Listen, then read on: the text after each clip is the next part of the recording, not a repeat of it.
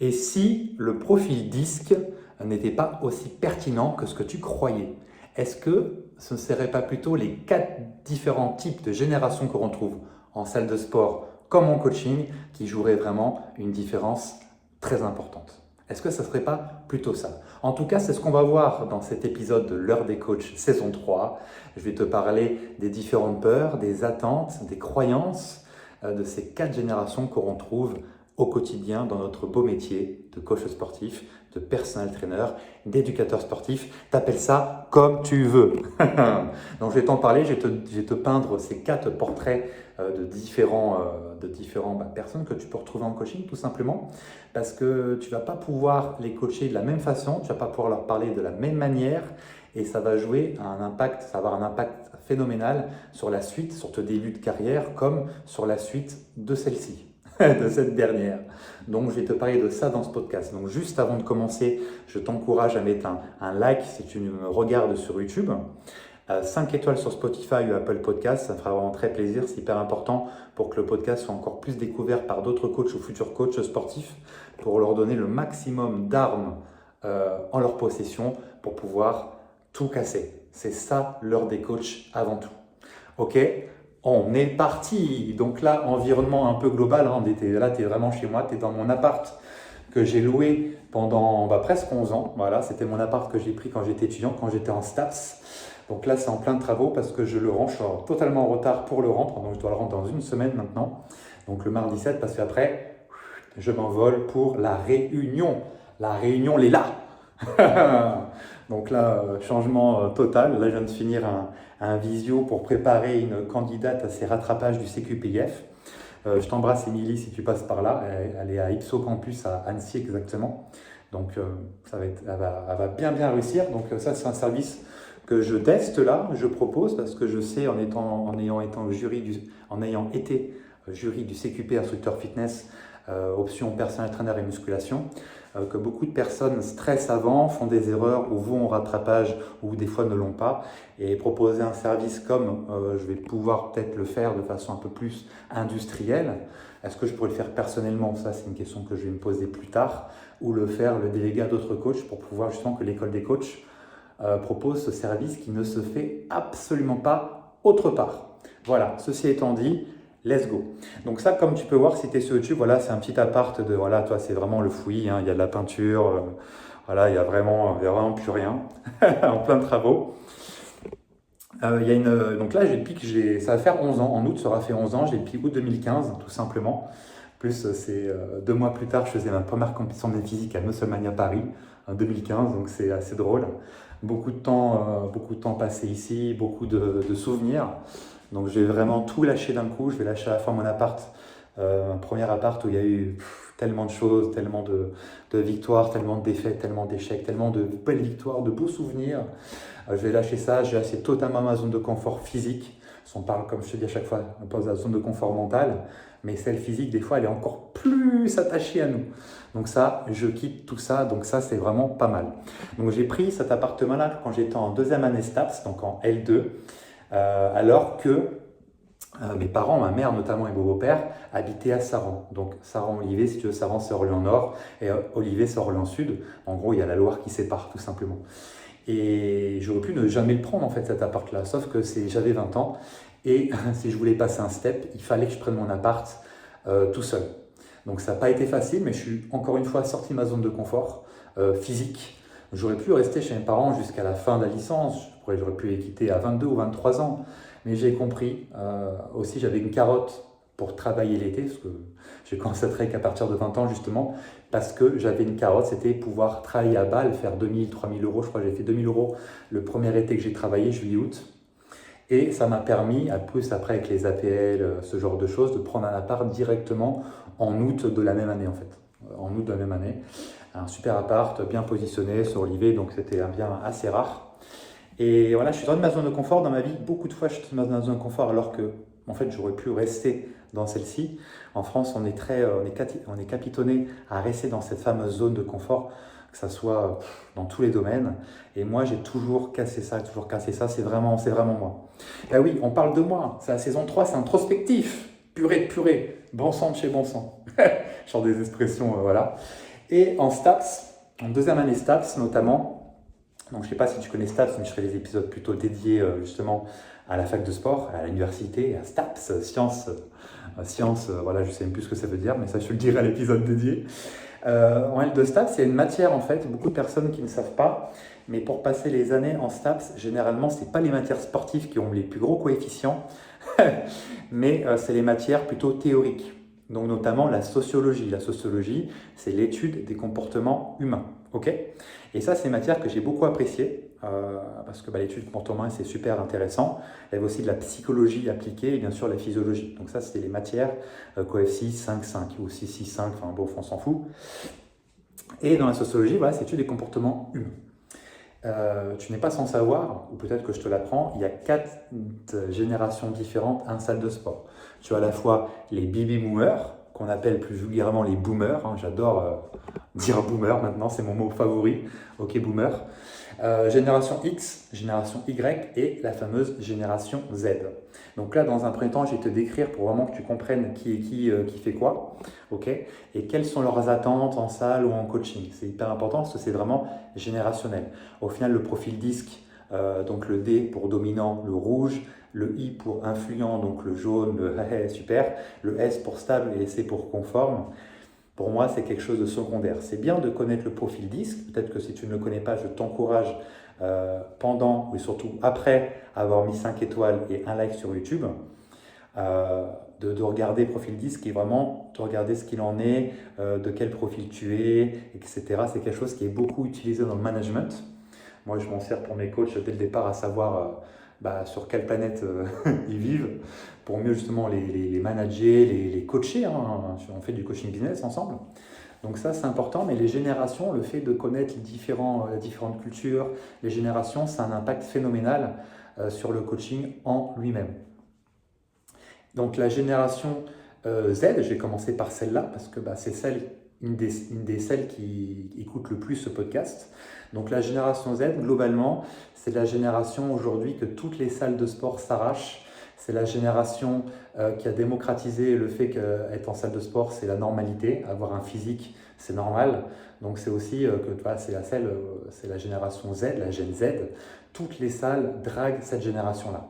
On Air, Fitness Park, il y a quoi d'autre? Les One Fitness Club, les choses comme ça, c'est génération Z à balle, métabolique, à côté de mon Basic Fit, etc.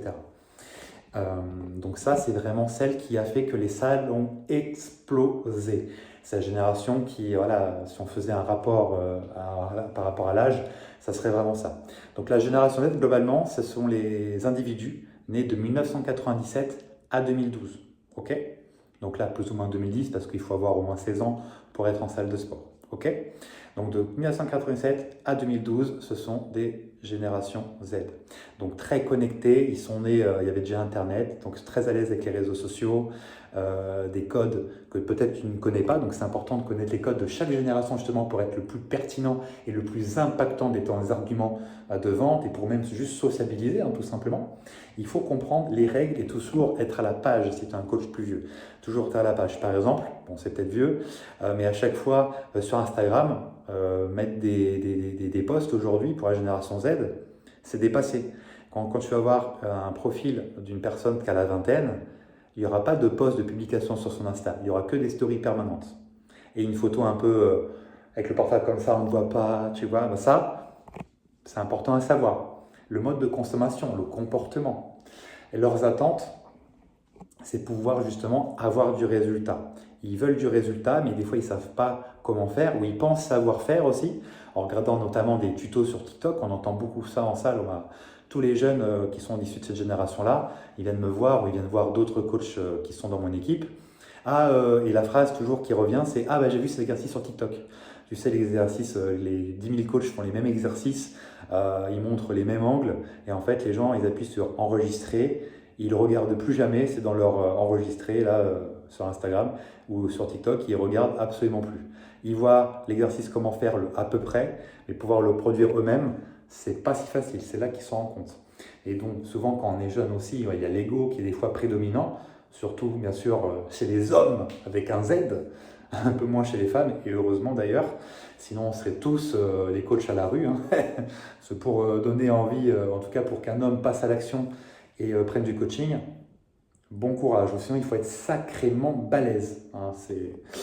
Faire toute une carrière sur les hommes, ça peut être très très très compliqué et je conseille ça d'ailleurs à aucun débutant. Voilà, autant le dire tout de suite, voilà, c'est dit. Donc la génération Z, c'est ça.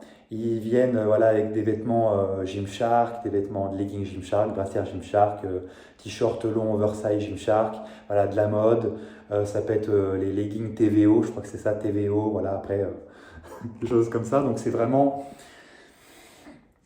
ça vient à plusieurs, ça vient en groupe de copines, ça vient en groupe de copains, à deux, à trois, ça se fait des potes à la salle. La salle, ça devient vraiment un lieu de vie, un lieu social grâce à cette génération-là aussi.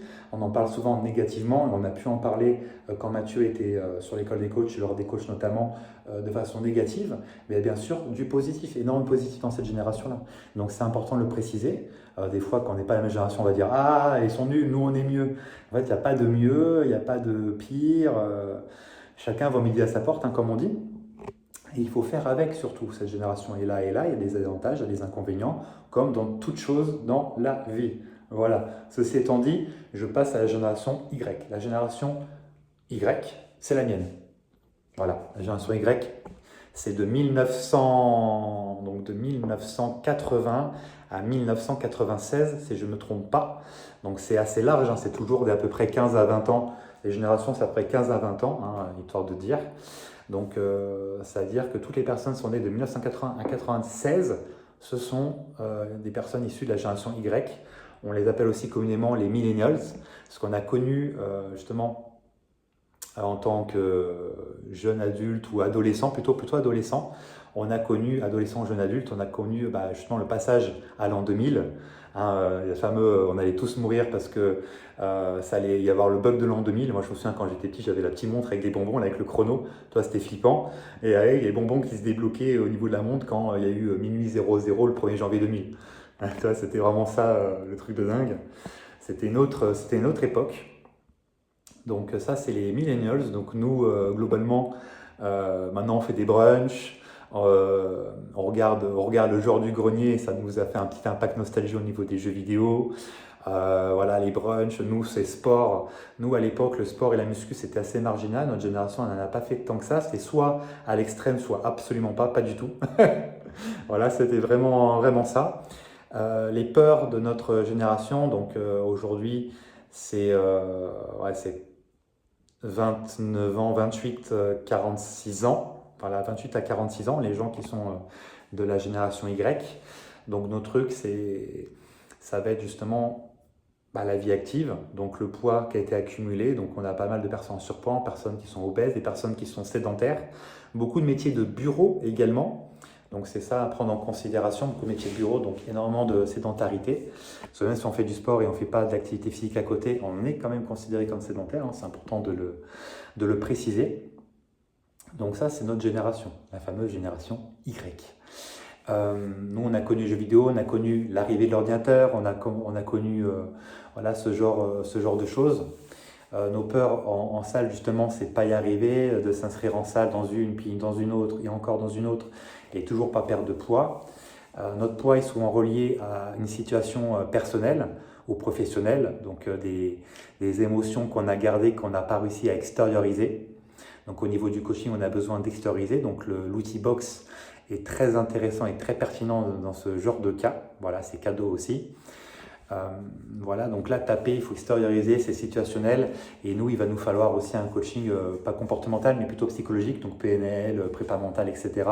pour pouvoir débloquer cette perte de poids qui est bloquée depuis un certain temps.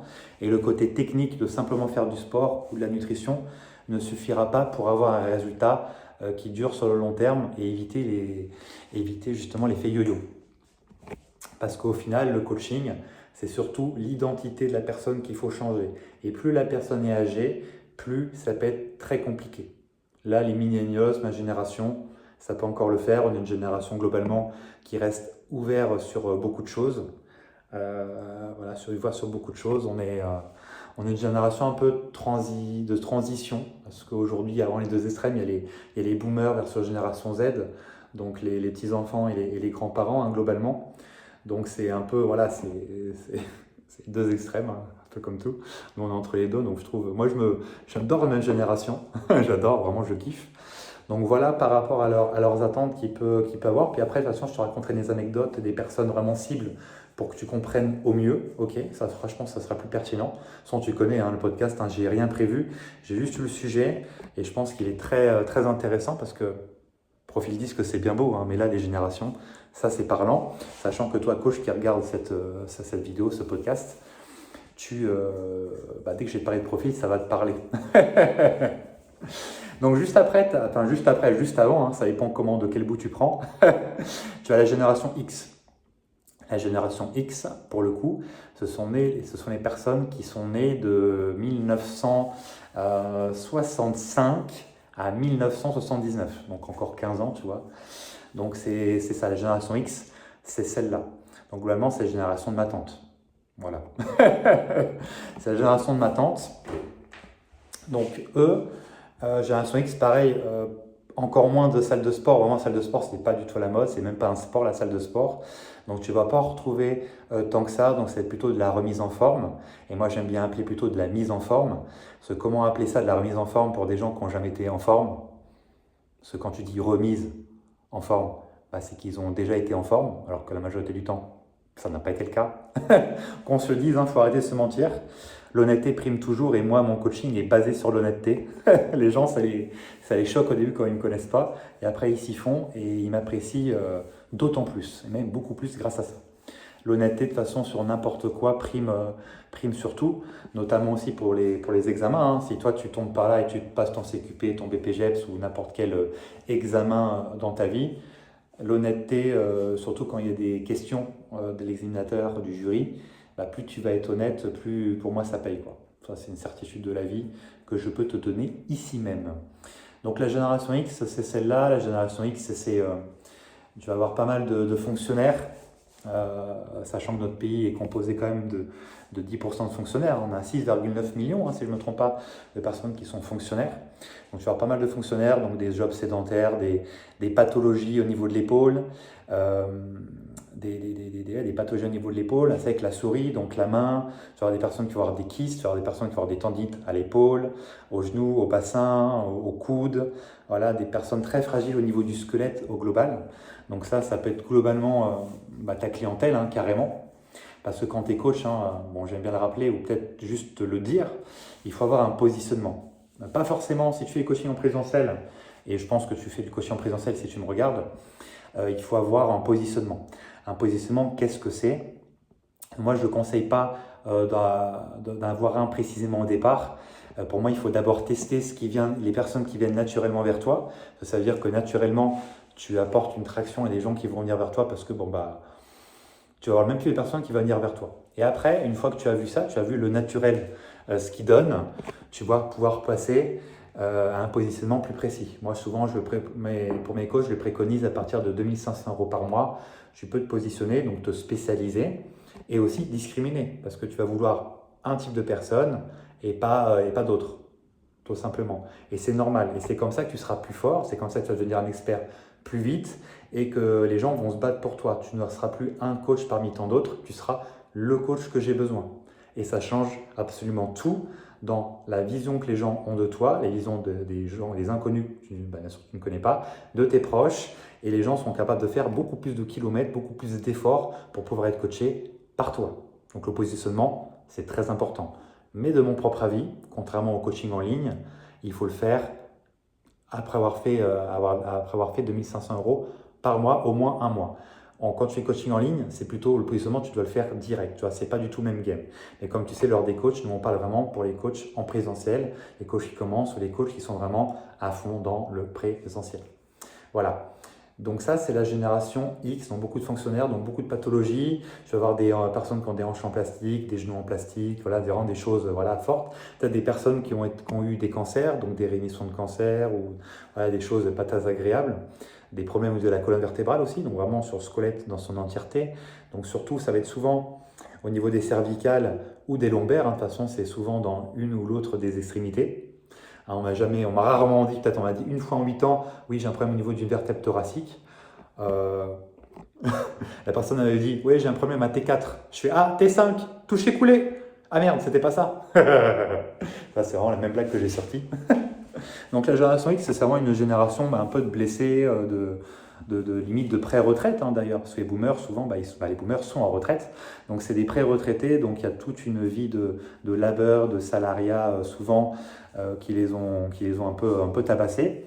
La génération X également, c'est à partir de ce moment-là qu'il y a un changement de paradigme, c'est-à-dire que c'est à partir de là que commencent à apparaître, ou en tout cas bien entamés, les divorces. Voilà, les divorces, les enfants qui partent de la maison aussi, en termes sociologiques, c'est ce qui se passe. Donc une petite mort pour la mère ou en tout cas pour les parents dans leur globalité. Donc c'est totalement un changement de vie. Donc les enfants partent du foyer, je me retrouve avec mon homme ou ma femme et ça passe ou ça casse à ce moment-là. Donc là, il y a des changements de situation.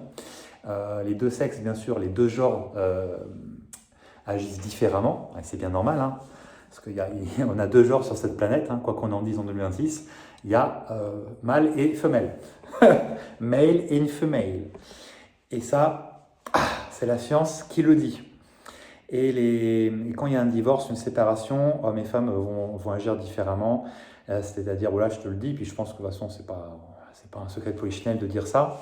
Les hommes vont d'abord sortir du couple de façon physique, et après mentale. Voilà. Les femmes, c'est totalement l'inverse. Les femmes vont d'abord sortir du couple de façon mentale, donc ne plus s'investir, et elles vont partir physiquement après, ou une fois qu'elles ont une autre opportunité, plus intéressante, ou en tout cas possible. Donc c'est comme ça que ça se passe. Donc c'est là que généralement les femmes vont prendre du coaching quand soit elles sont déjà en cours de divorce, de séparation en tout cas, mariage ou pas, ou quand déjà dans leur tête c'est fait. Donc le fait de prendre un coach, c'est une étape supplémentaire pour aller vers cette action de « je me sépare ». Donc il y a un double effet qui se coule qui va se faire. C'est à la fois je prends un coach parce que je considère que j'ai pris trop de poids dans ma relation, et c'est vrai, la situation a fait qu'elle a pris du poids, et elle considère que si j'ai pris du poids, je ne pourrais pas avoir un autre homme mieux, ou voilà, personne, je ne serais pas désirable. Parce que je suis moins parce que j'ai vieilli, donc je ne peux plus compter que sur mon physique. Le corps n'est plus le même forcément à la génération X que la génération Z ou même Y, c'est normal, c'est tout à fait, faut accepter. De toute façon, dès qu'on est, on sait qu'on va mourir. C'est un peu ça le deal qui est un peu particulier. D'ailleurs, je pense que quand tu es enfant et que tu apprends qu'en fait, ça ne va pas durer éternellement, c'est un premier choc. Ça se trouve, tu te souviens, dis-le moi en commentaire si tu te souviens la première fois, à quel âge et comment tu t'es ressenti quand tu as appris qu'en fait, on allait tous mourir. Il y a deux façons de le prendre, soit de le prendre de façon un peu à la rigolade comme moi, on va tous mourir, donc je peux me permettre le maximum de choses, j'ai rien à me refuser, je peux tout avoir, je peux tout faire, ça c'est vraiment ma philosophie, c'est ma politique à moi. Soit c'est, oh là là, je vais mourir, on va tous mourir, à quoi bon que je fasse A, B, C, D, E. Je connais pas mal de personnes, c'est la deuxième, celle que je viens de te décrire. Donc voilà, il faut vraiment accepter la mort, et pour accepter la mort, il faut accepter de vivre. Il y a beaucoup trop de personnes autour de moi que j'ai pu avoir, ils sont déjà morts alors qu'ils sont vivants. Et ça, parce que la mort, c'est loin, ça peut être loin, ça peut être proche, c'est un peu, on ne sait pas. Donc ça, je pense qu'il faut réfléchir plus, de toute façon, c'est l'introspection, bien sûr, donc c'est personnel. Et une fois qu'on comprend qu'on va mourir, vraiment, et généralement, justement, on en revient aux différences hommes-femmes. Un homme, pour coacher un homme, bon courage. Pourquoi ? Un homme, tant qu'il n'a pas de problèmes vitaux, et encore, il va essayer de se démerder tout seul, là, c'est la même de l'homme. Il n'y a pas pareil de sexe mieux que l'autre. On a tous une différence, on a les deux sexes ont leur complémentarité. Et ce qui fait que la prise de coaching n'est pas du tout la même non plus. Un homme, s'il veut prendre du coaching, c'est vraiment qu'il arrive au bout, il a tout essayé, il a essayé de faire du sport lui-même, il a essayé des régimes, il a essayé des tutos YouTube, il a tout essayé. Et là, vraiment, il va prendre un coach. Et encore, même là, il aura du mal, parce que c'est son ego qui le contrôle. Et c'est pas mal l'ego. hein, c'est protecteur. Voilà, des fois il faut l'écouter, des fois il ne faut pas l'écouter. Et dans ces cas-là, bon bah voilà, c'est une réalité après, hein. Moi, je ne vis jamais par idéologie, je vis par rapport à ce que je vois sur le terrain. Et c'est ce qui fait ma différence aujourd'hui en tant que formateur, entraîneur, entrepreneur, tout ce que tu veux. Parce que tous les gens autour de moi, au final, ils vivent par idéologie. Donc soit une idéologie plutôt gauchiste, donc voilà, bah, idéologiste, hein, et idéaliste. Oh, la vie, il faudrait que ça soit comme ça. Non, ça ne marche pas. Ou par idéologie, type de droite, en mode c'est comme ça, c'est comme ça, c'est comme ça, c'est comme ça. Spoiler alerte, aucun des deux marche, même celui de droite ne va pas fonctionner. Parce que les gens sont tous différents. On est tous des personnes singulières. On a tous nos singularités et c'est ce qui fait notre différence. Vraiment, le mot singularité, je l'aime beaucoup, je l'utilise énormément. Et parce que c'est réel, on ne peut pas devenir une personne qu'on n'a pas envie de devenir. Et le cerveau est très malléable, il se construit tout le long de la vie, il se modifie aussi. Mais encore est-il, il faut pour modifier notre perception, notre être, beaucoup de choses qu'on fait, nos actions, bah, il faut être conscient que c'est possible et être ouvert à ça. Si on est fermé, forcément, ça ne fonctionnera absolument pas. Et la transition est toute faite, justement, sur les cerveaux qui ont du mal à se modifier, parce que bah, des fois ils sont trop vieux, ils ont dit non, j'ai tout connu, j'ai tout fait, j'ai tout vu. On arrive aux baby boomers, donc les boomers, appelés communément, hein, les boomers, hein, les grands-parents, hein, souvent. Donc les boomers, c'est 1945-1964 exactement, si je ne me trompe pas. Donc pareil, c'est à peu près, bah, c'est 19 ans, hein, c'est 20 ans on va dire. Donc là, les baby boomers, bah, ils ont vécu les 30 glorieuses, en fait, les 30 glorieuses qui était la période de France. J'aime beaucoup l'histoire et la culture. Les 30 glorieuses, c'est là où le pays, la France, bah, aucune dette. Et là, c'était l'ère de l'industrie à fond, les premières télévisions dans tous les foyers, les appareils ménagers, la cuisine, tout pour la maison. C'était vraiment voilà, la folie. Donc là, pendant 30 ans, le pays, il est monté limite de façon exponentielle. Tout le monde avait du travail, il y avait quasiment un chômage qui était nul, à 0% carrément. En tout cas presque, 0% c'est peut-être impossible de le faire, mais tout le monde travaillait, tout le monde travaillait, tout le monde avait un pouvoir d'achat de fou. Voilà, c'était ça. Et un des problèmes de ça, justement, c'est qu'aujourd'hui, les boomers, ils partent de leur histoire personnelle pour parler à la génération Z en mode « mais vous êtes des feignants, vous ne travaillez pas, etc. » Parce qu'eux, ils prennent leur histoire personnelle dans un contexte historique fortement favorable. Et bah, c'est pour ça qu'il y a des conflits entre ces générations-là, et même celle où je fais partie, la X ou la Y. Et c'est ça qui est assez phénoménal, c'est que les boomers, des fois, ils ont la tête dure, hein, ils ont du mal à comprendre que le passé n'est pas le futur, et le passé encore moins le présent. Et oui, là quand je te dis ça, tu as l'impression que j'enfonce une porte ouverte, mais je peux te garantir que je parle souvent à des boomers, c'est d'ailleurs une clientèle intéressante. Moi justement, ma force, c'est de parler à tout le monde. Et justement, pour parler à tout le monde, bah, ce qui est bien, c'est que plus tu communiques, plus tu vois les différences, et plus bah, je peux me permettre de faire une vidéo pour t'expliquer. Et les boomers, voilà, ils ont acheté des maisons à des prix vraiment ridicules. Les prêts, il n'y avait aucun, le taux était inférieur à 1%. Maison prix ridicule, taux inférieur à 1%. Du travail à tire-larigot, si tu avais envie de travailler, let's go. À ce moment-là, les 35 heures, il n'y avait pas 35 heures, c'était minimum 40 heures ou 42 heures, je ne sais même pas si c'était des minimums d'ailleurs.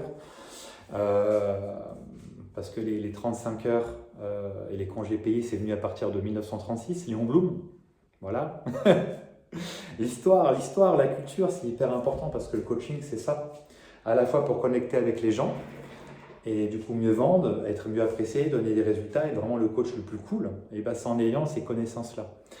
Pareil, tu peux avoir des Français aujourd'hui dans ta salle ou en coaching, mais tu peux avoir aussi, la France est cosmopolite, tu peux avoir énormément de personnes qui ne sont pas françaises, mais tu vas avoir des personnes marocaines, algériennes, tunisiennes, des personnes africaines, Sénégal, voilà, n'importe quel pays. Tu peux avoir aussi l'Amérique du Sud, par des personnes de l'Est. Là aujourd'hui, j'ai coaché une Lituanienne, donc culture de l'Est. Voilà, l'histoire de l'Est aussi. Donc toi, le coaching, c'est vraiment un job, moi, qui m'a plu énormément parce que tu te nourris constamment de personnes qui sont différentes de toi, que tu as rencontrées dans aucun autre contexte que celui du coaching. Et en fait, ça t'élève d'une façon mais phénoménale. C'est juste incroyable. Moi, si j'avais su, j'aurais commencé sûrement peut-être plus tôt, ou en tout cas, j'aurais refait la même chose. Le coaching, c'est trop fou. C'est un ascenseur social incroyablement disproportionné, c'est une dinguerie. peux rencontrer vraiment des gens que tu n'aurais jamais rencontrés. T'imagines, j'ai un client, j'ai appris il y a quelques semaines, il a son propre avion, son propre hélicoptère. J'ai coaché une présentatrice de France 3. Tu vois, c'est une dinguerie. Comme j'ai coaché des personnes qui travaillent dans des pompes funèbres, qui allaient chercher les corps une fois le suicide, des légistes. J'ai rencontré un tas de personnes, mais phénoménales, incroyables. Et j'ai pu me nourrir de ces gens-là et j'aurais jamais pensé que le coaching m'apporte énormément. Et c'est pour ça qu'aujourd'hui, la retraite est proche, il me reste encore une semaine avant la retraite. Et je veux t'apporter ça dans mes contenus, dans les contenus que je crée spécifiquement pour toi sur cette chaîne YouTube, sur l'Instagram, sur tous les réseaux sociaux aujourd'hui. Gary Babo, je parle de moi à la troisième personne du singulier, on est pas mal, on reste singulier même dans la façon de parler. Je veux t'apporter le maximum. Comme moi, ma vision du coaching, je l'ai, je sais que ça va te parler. Peut-être que les angles ou les différents axes que je vais prendre, tu vas dire putain, j'y avais pas pensé, mais c'est trop pertinent. Et moi, en plus de ça, en faisant une vidéo comme un podcast là tout seul dans mon petit appart que je vais bientôt lâcher, que j'ai passé 11 ans de ma vie, mine de rien, on est quand même on est presque sur un tiers quand même. C'est pas rien, toute ma vie d'adulte a été passée là, les plus grandes décisions, je les ai prises dans mon bain, là, juste là, dans ma baignoire. Donc, tu vois, il y a beaucoup de choses que je l'ai. Donc, c'est pour ça cet épisode, il est hyper intéressant et hyper émouvant, je viens de te dire. Quand je regarderai plus tard dans un autre bain, dans une autre baignoire plus tard, j'aurais peut-être la larme à l'œil, tu vois. Je me dirais, putain, j'ai avancé, c'était cool, tu vois. Et c'est important de, justement, créer du contenu, c'est documenter son histoire, c'est pouvoir se rappeler un bon souvenir pour soi, comme pour ses enfants ou ses petits-enfants plus tard, au lieu de raconter des histoires comme justement les boomers faisaient. Père Castor, raconte-moi une histoire. Là, tu diras, non, je ne vais pas te parler, je ne vais pas te raconter une histoire. Je vais te la montrer parce que je l'aurai filmée. Donc tu pourras me voir directement ma tête que j'avais à l'instant T, ce que je disais, les mots que j'employais, c'est trop fort. Donc en fait, aujourd'hui, on ne doit pas créer du contenu, on doit documenter son histoire et ce que chaque événement nous a apporté comme leçon, comme apprentissage et donner, transmettre aux gens. Je sais que beaucoup de coachs aujourd'hui, ils n'ont pas compris le game, ils font de la rétention d'informations. Voilà, ils vont dire « Oh non, il ne faut pas que je dise ça parce qu'après personne ne va le savoir ». Non mais le savoir c'est une chose, le faire en est une autre. Donc aujourd'hui au contraire, les coachs doivent divulguer le maximum d'informations à leurs clients ou à des prospects qui sont intéressés à différents degrés. Parce qu'en fait, soit ils ne le savent pas, ils ne le feront pas, soit ils le savent, ils ne le font pas. Et dans la majorité des cas, ils ne le feront jamais. Et justement, aujourd'hui, il faut faire payer l'exécution. Tu peux dire 1000 choses à ton prospect, il va pas retenir déjà. Il ne va rien retenir. Donc le faire, c'est toi, tu dois payer le fait de le faire. Tu veux perdre 20 kilos, ok, je te donne toutes ces infos-là. Et si tu veux perdre tes 20 kilos, prends-moi du coaching, on va aller du point A au point B. Fin de l'histoire. Les coachs qui font la rétention d'informations, souvent c'est des coachs qui sont vieux ou qui n'ont pas compris. Et justement, voilà, là on parle de boomers. Donc les boomers, ils ont connu une période vraiment faste où tout était facile. Voilà. S'il y en a qui tombent sur cette vidéo, ils vont dire non, c'est pas vrai, c'était pas facile. Non, mais tu n'as pas de point de comparaison entre maintenant et 1945-1964. Ça n'a absolument rien à voir, mais vraiment rien. Et si tu ne me crois pas, c'est simple. Tu regardes des vidéos sur YouTube qui parlent de cette période-là, tu regardes les images de l'INA sur YouTube, les images de l'époque. Ça n'a rien à voir. Même le vocabulaire il a changé. Si tu tombes sur des vidéos de l'INA, donc l'INA, c'est les archives françaises en fait, en noir et blanc, etc. Et sur YouTube, tu peux en revoir. Et tu vas voir que toutes les personnes, que ce soit des Français pure souche comme des immigrés de l'époque, tout le monde parle d'une façon vraiment magnifique. Une personne, il n'y a pas de wesh, des expressions bizarres. Après, il faut faire avec son temps. Il ne faut pas être un vieux con, un vieux réac. C'est important selon moi. Mais à l'époque, quand tu regardes les images de Lina, c'est oui, je pense qu'en fait, toi, c'était très noble, c'était incroyable. Je t'encourage à aller voir ça, c'est pépite. Et les boomers, il y avait beaucoup de métiers justement tous les métiers étaient physiques. Tous les métiers. Il n'y avait aucun job de bureau, ou les personnes qui faisaient un job de bureau, je pense qu'il n'y en avait pas 10 000. Limite, on se moquait d'elles. Parce que voilà, on pouvait me voir, tu vois, même là, tu vois, si tu es sur YouTube, tu vas voir ma main. Ma main, tu vois, on voit que ma main, je fais de la muscu parce que j'ai des cloques là, les fameuses cloques sur les deux mains. Mais si tu vois les doigts, ça soit mon père, mes grands-pères, etc., ils avaient double ou triple de volume. parce que ils étaient hypertrophiés quand ils prenaient de la terre, quand ils faisaient des branchements, des machins, etc. Laisse tomber. Aujourd'hui, tu vas au moins, on a des mains de puceaux. Elles sont pas calleuses, quoi. Elles sont pas graveleuses, elles sont pas, tu vois. Donc ça n'a rien à voir, rien à voir. Mais justement, c'était l'après-guerre. Donc forcément, la guerre, la Seconde Guerre mondiale, ça a été le chaos. C'était la fin d'un cycle, ou plutôt même le début. Ça dépend comment on voit les choses. Mais malgré tout, la vie, c'est des cycles. Voilà, les différentes générations comportent des cycles. En histoire, à l'école, on nous a dit, voilà, on apprend l'histoire pour pas que ça se reproduise. En fait, non, c'est obligé de se reproduire. L'être humain est fait ainsi. Donc plus la guerre, qui est le point final d'une histoire ou le début d'une autre, plus c'est loin, plus on oublie, plus c'est de d'autres générations, et plus en fait le discours de ceux qui l'ont connu, les personnes meurent déjà, et plus le discours en fait il n'est plus. Aujourd'hui, la Seconde Guerre mondiale, ça s'est fini il y a 81 ans, ouais exactement 81 ans. Ceux qui l'ont vécu, ceux qui étaient, meurent petit à petit. Moi, il me reste ma grand-mère qui était à cette période-là. Ça, ma grand-mère, c'est 1936 qu'elle est née. Et elle, c'est pas la génération boomer pour le coup, c'est la génération des survivants, je crois, ou un truc comme ça, un nom un peu clinquant. Parce qu'en effet, ma grand-mère a connu l'occupation. Il y avait carrément un Allemand chez elle. Voilà, c'était dinguerie, tu vois, c'était quand même un truc de fou. Et au final, c'est ça qu'il faut voir. Et suivant l'histoire de la personne qu'elle a vécue, suivant sa génération, suivant comment elle a été éduquée, parce que pareil, les boomers, ils ont éduqué la génération X a éduqué génération Y, et génération X a aussi éduqué génération Z. Génération Y, la mienne, on ne fait pas trop d'enfants, on n'est pas trop pressé, on est un peu entre les deux autres. J'ai 31 ans, je suis quelqu'un qui est assez carriériste, si je puis dire. Pour moi, faire des enfants à 20 ans, ça n'a aucun sens, à part être un réflexe de pauvre.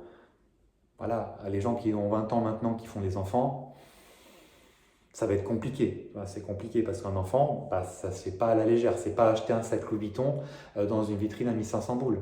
C'est beaucoup d'argent déjà, c'est beaucoup de temps. Parce que c'est bien beau de faire des enfants, mais si tu les éduques, tu laisses l'éducation à quelqu'un d'autre, il ne faut pas t'étonner que ton enfant, il ne te ressemble pas et qu'il ne soit pas éduqué à la manière dont tu voulais, de la meilleure des manières. Tu vois, donc à un moment donné, il faut savoir faire ce qu'on veut. Donc un, c'est une chose, deux, c'est une chose. Personnellement, au-delà de deux, je trouve ça totalement chaotique et inenvisageable. Faire plus de 2 enfants aujourd'hui, c'est totalement, même pour moi, débile au possible. Voilà, c'est se mettre une balle dans le pied, dans le genou, voire même dans la tête. Enfin, comment gérer ça? Et pareil, tu peux avoir une aide, comment dire, quand c'est pas une aide, c'est une aide soignante, pas du tout. Une nourrice, une nourrice. Voilà quoi, c'est pas la peine. Et en fait, si tu veux, les boomers, ils ont une éducation. On peut parler d'éducation, les différentes éducations suivant les différentes générations. L'éducation de la génération boomer, elle a été très dure parce que leurs parents, c'était des personnes qui ont vécu la guerre. Donc, ils ont été très durs dans l'éducation. Les boomers ont été, du coup, derrière, très durs sur la génération X au niveau de l'éducation. Par exemple, tu vois, si tu étais gaucher, on te tapait dessus à fond pour pas que tu utilises ta main gauche, pour que tu sois un droitier. Sur être gaucher, c'était un signe de faible, de fragile, c'était pas bien, voilà. C'était limite, non, pas bien. Donc on te forçait à utiliser la main droite, tu vois, ça c'est du boomer vers la génération X ou même Y, la mienne. Moi j'ai connu ce genre de choses. Je te donne un exemple concret, c'est cadeau. Et il y en a plein. Et après la génération X, elle a eu des enfants, elle a éduqué, elle a lâché du lest, donc beaucoup plus, allez, yallah, vous faites ce que vous voulez. Donc ça a entraîné après en fait une espèce de dilution de l'éducation. Aujourd'hui, en plus l'État nous émascule à balle. On ne peut plus faire grand-chose, on ne peut plus faire des choses qui étaient pour moi, selon moi, importantes à l'éducation. Et l'éducation joue vraiment un rôle essentiel. Forcément, ça se comprend. La guerre vient d'être finie. L'éducation de la génération boomer, elle est très dure parce que la guerre était là. Donc, on les renforce psychologiquement, physiquement, parce qu'il y avait un besoin. On a connu la guerre, ça peut se reproduire, on ne sait jamais. Donc, l'éducation est forte. Les boomers, eux, ils ont connu mai 68. Voilà, connu mai 68. Mai 68, c'est la libération. Année 69. Ça baisse partout, Woodstock, ça prend du bang, ça prend de l'opium, ça prend toutes les drogues récréatives possibles et inimaginables. Voilà, c'est ça la génération boomer. C'est ouh, le général de Gaulle revient au pouvoir et puis il repart. Voilà, les hommes n'étaient pas les mêmes, général de Gaulle. Aujourd'hui, tous les partis s'accordent pour dire, ils disent tous, non, on est gaulliste, on est gaulliste, on est gaulliste. Général de Gaulle, quoi qu'on en dise, c'est le seul aujourd'hui qui fait l'unanimité, hein, quand même, c'est quand même assez fort, de l'extrême gauche à l'extrême droite. C'est quand même dingue quand on y pense. Et Général de Gaulle, quoi qu'on en pense, et je pense qu'il avait une paire de couilles, mais tellement grosse que, à mon avis, il a touché le sol. Et en fait, en plus, il était très grand pour l'époque. Je crois qu'il faisait quasiment, il faisait un 93 ou presque 2 mètres. Quand il se déplaçait, à mon avis, ses couilles étaient tellement grosses qu'elle frottait le sol. C'est obligé, obligé. Hein. C'était encore là, mais en commentaire, les boules de Général de Gaulle. Et il était tellement, aujourd'hui, il a tellement renversé le pays. C'est lui qui a créé la 5e République, hein, mine de rien, qui finira peut-être bientôt, qui sait. Bah, il y a combien de rues, d'avenues qui sont à son nom? Dans chaque ville de France, il y a avenue ou rue Général de Gaulle. C'est pour une raison bien précise. À l'époque, ça disait les choses, c'était honnête, il y avait des valeurs, il y avait une éthique. Quand une personne te disait A, c'était A. Quand une personne te disait 1 heure, c'était 1 heure, point final. Aujourd'hui, voilà, ceci étant dit, voilà, les 4 générations sont dépeintes. Je te l'ai dit en quoi il en était. Aujourd'hui, boomer, génération Z, il y a beaucoup de clivage autour de ça. Ce n'est pas du tout, il y a un écart abyssal entre les générations. Souvent, il y a un bon 40 ans, 60 ans d'écart. Ah, c'est pas rien, hein, c'est quand même sauter 2 générations. Et aujourd'hui, les personnes, les boomers, donc 45 à 64, ils sont très à cheval, et personnellement, moi, je les comprends, voilà, je te donne mon avis, sur le savoir-être, sur la ponctualité, la rigueur, toutes les valeurs basiques que doit avoir normalement n'importe quel être humain sur cette terre. Aujourd'hui, je rigole souvent à Basifit parce que les mecs, ils posent leur CV pour être agent d'accueil, etc. Ils mettent dans leur qualité ponctualité. Donc quand je raconte ça à une personne qui a plus de 60 ans, elle me dit mais ponctuel, mais c'est normal. Enfin, il ne faut pas mettre ça sur un CV. Ça n'a aucun sens. Ils pensent qu'à ça, ils mettent qualité ponctuelle. Sachant qu'en plus, si tu mets ponctuel dans un CV, il y a fort à Paris, il y a forte chance que tu ne sois pas ponctuel. Parce que si tu es ponctuel, tu n'as pas besoin de le mettre dans qualité. Je pense que tu as d'autres choses à trouver dans les qualités ou le mettre ponctuel. En tout cas, quand tu leur expliques ça, ils me disent quoi? Ponctuel? Quoi? Donc voilà, niveau ça, c'est totalement différent. Tout ce qui va de savoir-être, si tu passes devant quelqu'un, tu ne dis pas bonjour, tu serres la main. Par exemple, les boomers, ils détestent. Et personnellement, encore une fois, je les comprends. Moi, j'adore parler aux boomers. J'apprends énormément parce que pour moi, ils ont du savoir. Ils ont vécu, donc ils ont des choses à t'apprendre. Bon, des fois, ils vont te raconter des histoires. La dernière histoire la plus récente, c'était il y a 10-15 ans. C'est aussi l'âge, hein, ils vont se répéter les mêmes histoires à chaque fois. Donc c'est un peu... Voilà, mais bon, on prend les gens tels qu'ils sont. Hein, c'est comme ça que je vois les choses. Et donc ouais, savoir-être, tu vois, par exemple, dans une salle, tu dois pouvoir, même en coaching, tu dois pouvoir serrer la main à tout le monde. Toi, quand tu as un jeune qui va dire bonjour à un gars qui connaît dans un groupe, mais il ne va pas dire bonjour aux autres, un boomer, il n'accepte pas, et t'inquiète pas qu'il ne va pas se priver de le dire. Et ça, c'est dû, ce genre de choses, parce que ça vient des boomers, mine de rien, parce que l'éducation a été diluée au fur et à mesure, parce que chaque enfant ne voulait pas éduquer de la même façon que les parents, mais être plus doux. Et le plus doux, des fois, c'est devenu même laxiste, et non laxiste dans plein de cas. Et il ne voulait pas ressembler, il n'y a personne de ces générations-là qui voulait ressembler à ses parents. Donc les parents peuvent être les super-héros quand tu es un bébé, quand tu es un petit garçon, une petite fille, peut-être même un peu ado, mais après, généralement, c'est tout l'inverse qui commence à opérer. Quand les parents commencent à perdre la rigueur. Donc ça, c'est important. Si toi, tu es un coach issu de la génération Z, donc tu es né entre 97 et 2012, il faut que tu prennes ça en considération si tu vises une clientèle de boomers. Si tu n'as pas la base de la base, et c'est possible, si tu n'as pas le savoir-être, dire bonjour à tout le monde, connaître les prénoms, l'âge, les métiers, tout ce que tu leur as dit la dernière fois, vraiment les connaître vraiment à fond, si tu n'es pas ponctuel, si tu es en retard, si tu mets des lapins, tu ne préviens pas, etc., c'est mort d'avance. C'est mort d'avance. C'est pas une clientèle, il faut que tu cibles, ou en tout cas, il faut que tu lises les meilleurs livres, regardes les meilleures vidéos, ou en tout cas, que tu les côtoies au maximum. Ok? Et après, c'est du résultat qu'ils recherchent. Mais au-delà du résultat qu'ils recherchent, c'est surtout la longévité. Ils veulent vivre plus longtemps, en meilleure forme. et ils veulent surtout ne pas se blesser dans une salle de sport ou en coaching. C'est pour ça qu'ils vont prendre un coach à domicile. Donc les boomers qui vont prendre du coaching à domicile, c'est les boomers souvent qui ont peur du regard des autres. Donc ils vont vouloir ramener quelqu'un chez eux à domicile, tout simplement pour pouvoir, voilà, s'asseoir chez eux, voilà, on a la place, nickel. Potentiellement aussi pour avoir une réduction d'impôt, parce que tu n'es pas sans savoir que quand tu es coach sportif à domicile, SAP, service à la personne, tu peux avoir justement cette réduction 50% d'impôt pour tes clients. Donc toi, tu peux mettre un tarif, la plupart du temps, les coachs qui font ça, ils mettent un tarif 50% plus cher quand ils sont affiliés service à la personne. Donc ça, et c'est pour cette raison-là que les boomers te prennent à ce moment-là. Donc pareil, il va falloir être bon dans ce cas, parce que tu arrives directement dans leur intimité. Le coaching à domicile, c'est coacher dans l'intimité des gens parce que tu es directement chez eux. Est-ce que tu retires tes chaussures avant d'entrer ou pas? Est-ce que, voilà, comment tu opères?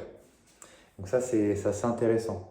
Moi, si je suis aussi fort, même si je trouve que là, on a 45 minutes, je me suis assez mal exprimé et je me suis un peu perdu peut-être dans mes propos, tu me diras ça en commentaire d'ailleurs ou tu me feras un feedback directement sur WhatsApp, ça m'intéresse dans les groupes que j'ai d'ailleurs, c'est le moment d'en parler. J'ai toute une communauté, l'école des coachs sur WhatsApp, tu peux t'inscrire si tu es un futur coach qui veut devenir coach sportif tout simplement, ou si tu es coach et que tu veux justement être en contact directement avec moi et d'autres coachs qui vivent ou qui vont vivre du coaching sportif. Ça se passe pareil en commentaire, les premiers liens, c'est cadeau, c'est gratuit, c'est offert, vas-y à fond, ok? Moi, si je connais assez bien, même si je me suis perdu, comme je te disais un peu dans cet épisode, en tout cas je trouve, hein, c'est mon auto-feedback que je fais en direct.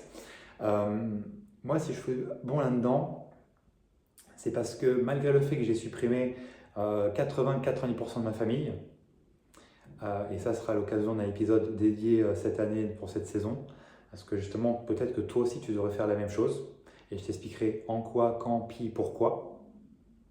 J'ai hâte de te tourner.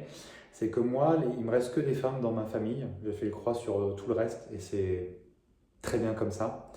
Tu as ma mère, enfin tu as ma grand-mère qui est, voilà, elle est survivante, elle a connu la guerre, elle est née en 1936. Tu vas voir ma mère qui est née en 61, donc c'est, elle ne pique pas dans la période des boomers. Donc même les réactions, les mots, voilà, tout ça. Ma tante, elle est de 66, si je ne me trompe pas. Donc elle, c'est la génération X, ok. Moi, je suis génération Y. Et mon demi-frère, il est de la génération Z, pour le coup. Et donc là, il y a toutes les générations dans la famille. Vraiment, là, on peut pas faire mieux.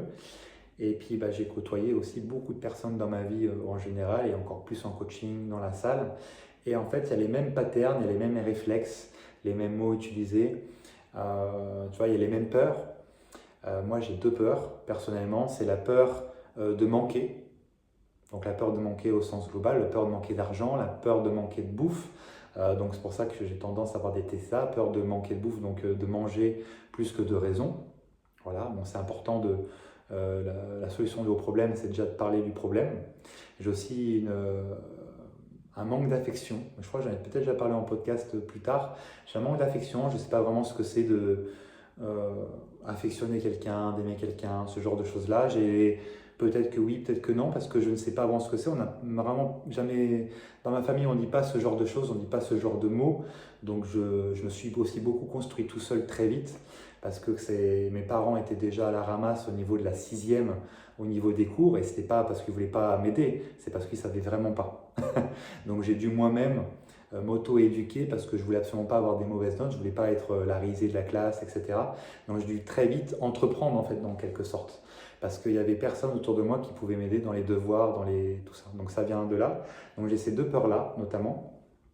J'ai aussi bien sûr des réflexes de pauvre, parce que j'ai connu ça. J'ai connu le fait de manger une fois de la viande par semaine.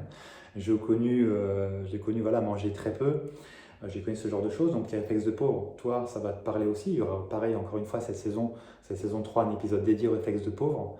Parce qu'aujourd'hui, j'ai pu constater que 99,999% des coachs sont soit de la classe pauvre, soit de la classe populaire, donc la classe moyenne. Il n'y a aucun coach de la classe aisée en France qui va vouloir devenir coach. En tout cas, s'il y en a, c'est des anomalies. C'est toujours plus sexy quand tu es une famille déjà riche de faire notaire, huissier, avocat, ce genre de métier à reconnaissance, que de faire simplement coach sportif. Parce que dans l'imaginaire des gens, coach sportif, voilà, moi souvent je m'en sers en date. Alors, ils pensent que la meuf en face de toi, elle pense que tu gagnes 1500. Ce qui n'est pas forcément faux, si tu es salarié à Keep Cool, et que tu fais l'accueil et le nettoyage, bah, c'est ce que tu vas gagner, globalement. Par contre, si tu es indépendant, il n'y a pas de plafond. C'est toi-même ton propre plafond. Et tu vas voir que, mine de rien, c'est vraiment ton propre plafond. Et c'est assez déstabilisant parce qu'il n'y a personne qui te met de boulet, de boulet au pied. Et en fait, bah, tu vas être bloqué à différents stades. Et si personne ne t'aide à ce moment-là, quelqu'un qui est déjà passé par cette situation-là, coucou, moi je suis déjà passé par tous ces stades-là, hein. Je te rappelle, peut-être que tu ne le sais pas, mon PR, mon record personnel en chiffre d'affaires, c'est 6 500 € par mois. Je l'ai fait au bout de 1 an et demi de coaching, mine de rien, et sans travailler 10 000 heures. Je faisais 22-25 heures de coaching à ce moment-là, donc quand même un très bon score, tu vois, on dit les prix aussi. Donc les réflexes de pause, c'est quelque chose de prépondérant parce qu'on a ces réflexes-là. Moi, j'étais éduqué beaucoup par ma mère. C'est ma mère qui a eu la garde quand mes parents divorcé quand j'avais 3 ans. Bah, toujours aujourd'hui, à 65 ans cette année, à avoir 65 ans, elle a toujours des réflexes de pauvre. Elle est capable de dire non, non, Gary, n'achète pas papier toilette à Leclerc parce que c'est trop cher. Papier toilette, hein, ça joue à quelques centimes. Je t'en achèterai limite à Lidl, je sais pas combien de de chez moi. Ma mère, je la vois pas tout le temps. Tu vois, c'est limite ça. Donc les réflexes de pauvre, c'est en tout temps. Et ça, c'est quelque chose qu'il faut combattre. Si tu veux vraiment péter tous les plafonds et toutes les croyances que tu as, les réflexes de pauvre, c'est quelque chose qu'il faut casser le plus possible parce que ton environnement, il va te les donner, il te les a mis dans la tête, ça continue et tu peux vite en fait stagner et en fait rester ça pendant des années, perdre peut-être des opportunités, perdre ta passion, perdre beaucoup de choses à ce niveau-là. Donc les réflexes de pauvre, c'est ça. Moi j'ai une chance, j'ai une grand-mère qui m'a vraiment beaucoup aidé à tous les niveaux, qui m'a donné goût au sport, qui a pris du temps avec moi, ça a tout changé. J'aurais pas eu de grand-mère, il y a de fortes chances que je serais soit j'aurais mal fini, soit je serais déjà mort. Et quand je te dis ça, c'est peut-être sous forme d'intonation un peu de blague, mais c'est pas vraiment une blague.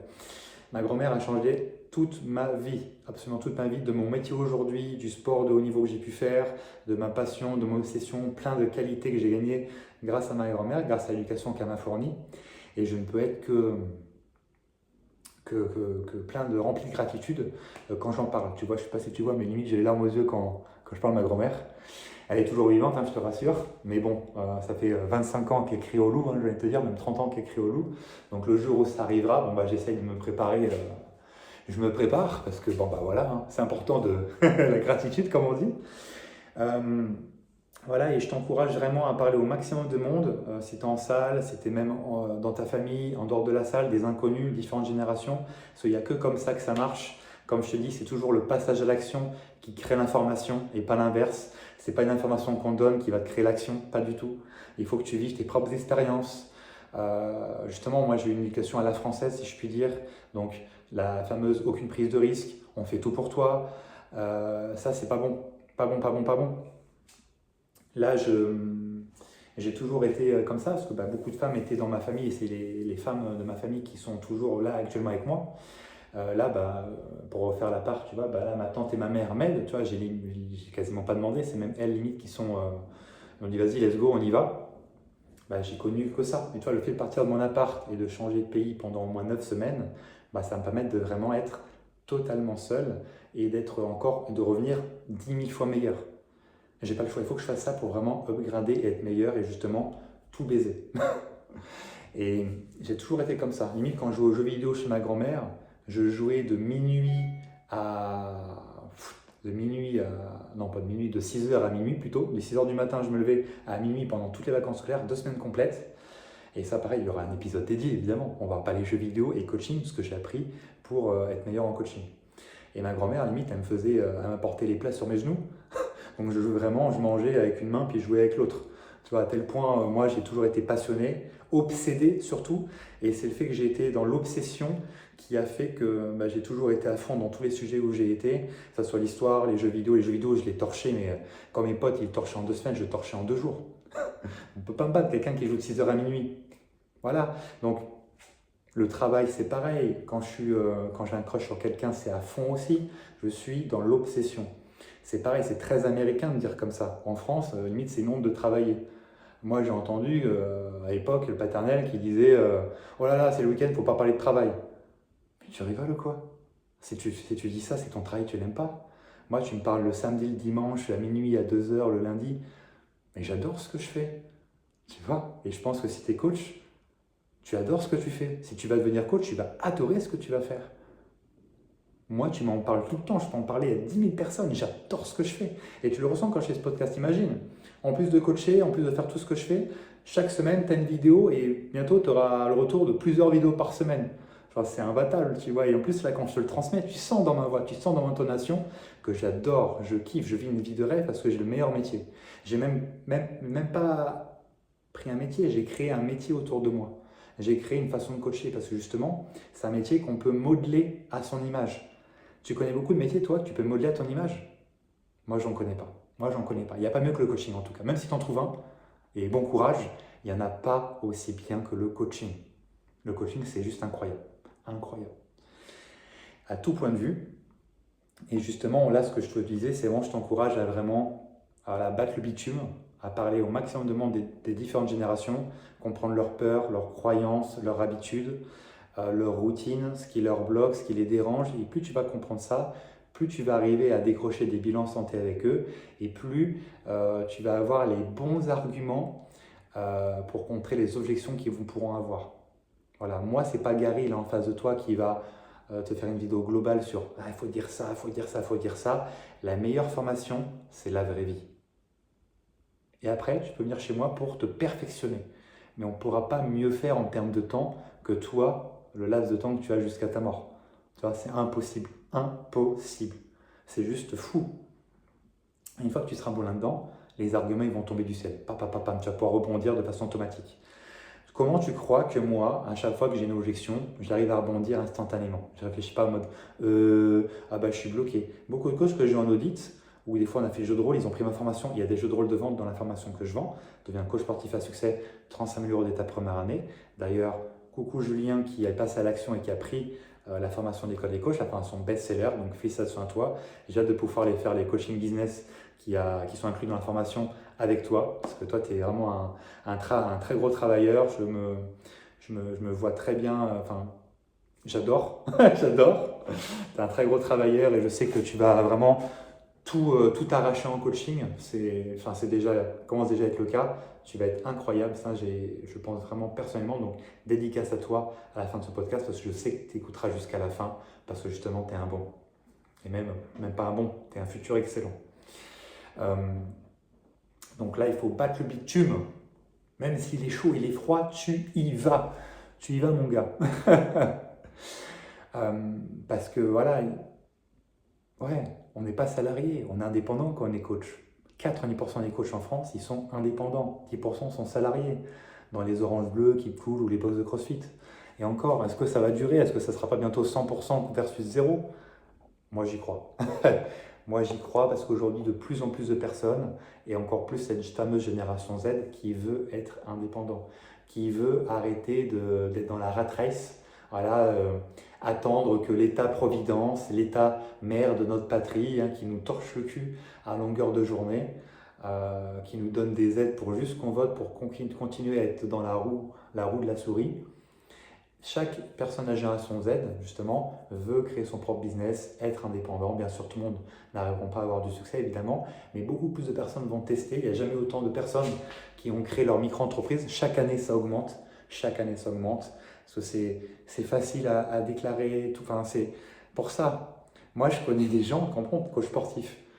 Pour gagner sa vie en coach sportif, déjà, il faut y croire que tu peux gagner ta vie avec le coaching sportif. Donc, il faut t'entourer de personnes qui gagnent déjà vraiment leur vie avec le coaching sportif. Pas des mythos d'internet ou je sais pas quoi, des mythos qui disent ouais, je gagne ma vie, tu gagnes combien? 1500. D'accord, ok. Non.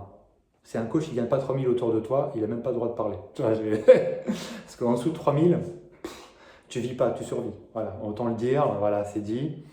Non, c'est inconcevable. Et au-delà de ça, il faut que tu t'entoures de personnes à qui tu veux ressembler. Et puis voilà, tout va être différent, tout va être beaucoup mieux. Beaucoup mieux. C'est la fin du podcast, heureusement. Tout va être mieux. Et ce que je voulais te dire, en fait, c'est qu'aujourd'hui, le coaching sportif, c'est simplement aider des personnes à passer d'un physique A à B. surtout aussi dans la tête, le bien-être global, la santé mentale, la santé physique, la longévité, la santé vraiment globale, c'est génial en général. Il y a des gens qui ont des business de choses, voilà, il y a un mec, on l'embrasse, hein, c'est un mec qui s'appelle Gary aux États-Unis dans les années 70, il me semble. Il a vendu des cailloux de compagnie. Pareil, je t'encourage à taper cailloux de compagnie. Il a fait plusieurs millions en vendant des cailloux. Des cailloux! Cailloux! Il a vendu des cailloux, il a fait plusieurs millions. Et toi, tu ne crois pas que tu peux gagner ta vie avec le coaching sportif? Tu vois un peu la dissonance cognitive? J'ai une cliente là, elle a commencé un business, elle pensait que j'allais me moquer d'elle. En fait, pas du tout. Au contraire, je l'encourage et je l'ai beaucoup aidée pour qu'elle aille beaucoup plus vite. Elle vend des crevettes d'aquarium. Et c'est plusieurs centaines d'euros sur le côté en vendant des crevettes d'aquarium. Tu sais, les crevettes qui sont rouges, bleues, etc. Elle, en l'occurrence, elle vend les bleus. Elle gagne déjà plusieurs centaines d'euros en vendant juste via le Bon Coin en envoi rapide. Et toi, tu dis, ah, tu n'arrives pas à avoir 2-3 pélos pour commencer qui te payent 200 € par mois. Pour vivre du coaching, tu as 15 pélos. 15 pélos, hein, 15 tendus. Tu as 15 tendus à 200 €, tu es à 3000. Tu as 20 tendus, tu es à 4000. Même pas, c'est pas à 5000. Ouais, non, tu es à 4000. Sérieusement, c'est pas sérieux. Donc tout ce que je peux dire pour conclure cet épisode de podcast, il faut que tu crois en toi, en toutes circonstances, peu importe le vent, peu importe la marée, peu importe ton environnement, peu importe tes proches qui seront parfois, et même d'expérience de la majorité des cas, contre toi. C'est une réalité, donc il faudra faire soit des choix, soit les convaincre, potentiellement perdre de l'énergie, ou réussir à les convaincre quand même, soit à dire fuck, moi je fais ça, vous n'avez pas réussi à le faire, donc moi je vais réussir parce que moi je ne suis pas vous. Voilà, sur ce, je te laisse ici. J'espère que tu as apprécié l'épisode qui était vraiment en roue libre. J'espère que c'était assez riche de contenu, parce que là pour l'instant je n'ai aucune idée. Je sais pas ce que ça a donné. En tout cas, abonne-toi si ce n'est pas encore fait. Partage-le bien sûr à tous tes camarades de promo ou à tous tes amis coachs. Ça peut changer, mais la donne de façon incommensurable. Et ouais, mot compte triple. Je te dis à la semaine prochaine, et puis force et honneur!